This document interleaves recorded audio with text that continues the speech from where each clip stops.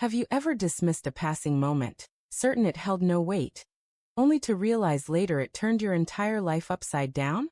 That's exactly what happened in the tale I'm about to share. And its ending still tightens my heart with a lingering pain. The night everything fell apart is carved into my mind, sharp and unyielding. The faint glow of the bar cast long, soft shadows, the hum of strangers' voices swirled around me, and the harsh bite of cheap whiskey scorched my throat. Every detail clings to me, vivid and inescapable. I wasn't supposed to be there, not on that night, not in that dingy tavern, and definitely not with him. His name was Eric, a man who wasn't my partner, and not even someone I held in high regard.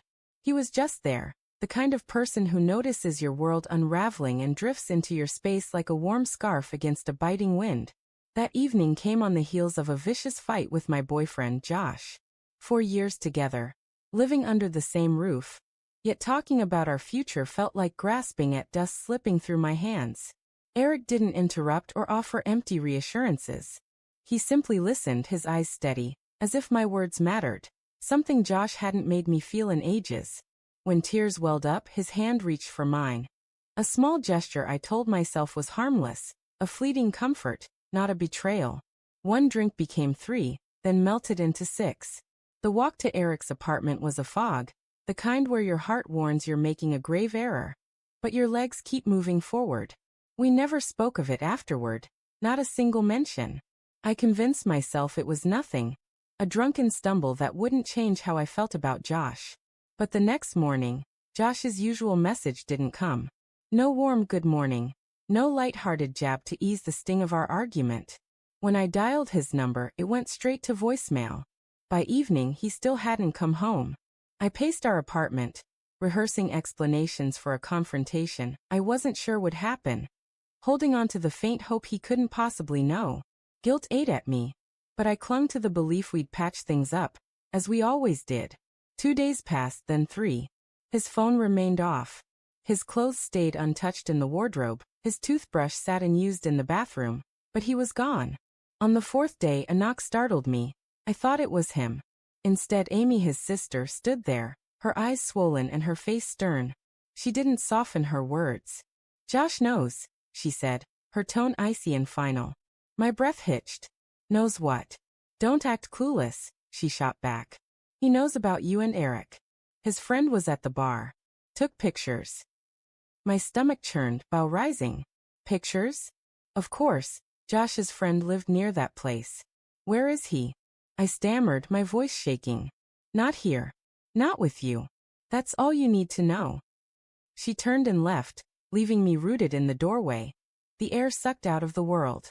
That night, I poured my soul into a lengthy message, pleading for forgiveness, insisting it was a mistake, that it meant nothing, that I still loved him. Silence was my only reply. A week crawled by then too. I scoured his social media for any sign of him, but his profiles were lifeless, as if he'd dissolved into nothing.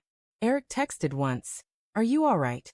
And I blocked him without responding, his words a painful echo of the chaos I'd unleashed. 3 weeks later, I came home to find our apartment keys on the kitchen counter. No note, no clothes left in the wardrobe, no toothbrush in the bathroom. That was his goodbye. I must have stared at those keys for hours, my mind replaying that night I swore was insignificant, certain we could bury it. But to Josh, it had meant everything. 2 months later, a mutual friend mentioned spotting Josh at a cafe, his fingers laced with someone else's. I didn't ask what she looked like. I didn't need to. The image of him smiling at her, the way he once smiled at me, sliced deeper than any blade. That night, I sat in the dark, wondering if she knew the whole story, or if I was just the crazed ex in her mind, unable to let go. I never reached out to him again, never tried to explain or beg further. Part of me yearned to send one final message, to plead, to swear I'd undo it all if I could. But his choice was clear. The hardest truth was that I couldn't even blame him.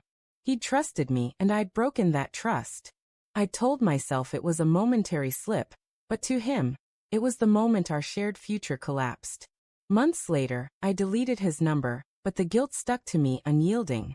It's staggering how a moment you think is trivial can become a weight that reshapes you entirely. Every time I passed that bar, The sting of whiskey and the warmth of Eric's hand flood back, as vivid as ever. And I still hear the silence of a door that never opened again, because Josh was gone forever. It's almost cruel how quickly one night can unravel years of love. Sometimes, there's no resolution, just a haunting stillness.